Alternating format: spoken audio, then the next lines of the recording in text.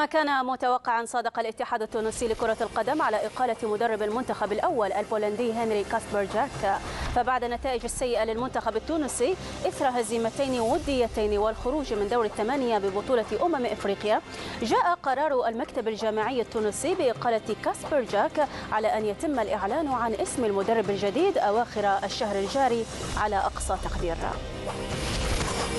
وصلنا وإياكم لنهاية فقرة الرياضة العربية، ولكن النشرة مستمرة. العودة إلى عبد الله.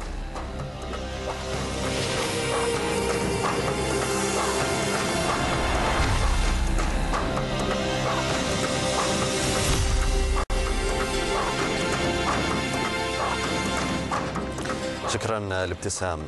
إذن العالم السرعة، حيث سيكون البريطاني لويس هاملتون أول المنطلقين في جائزة الصين الكبرى المرحلة الثانية من بطولة العالم للفورمولا 1 بعد أن تقدم في التجارب الرسمية على غريمه الألماني سباستيان فيتل سائق مرسيدس.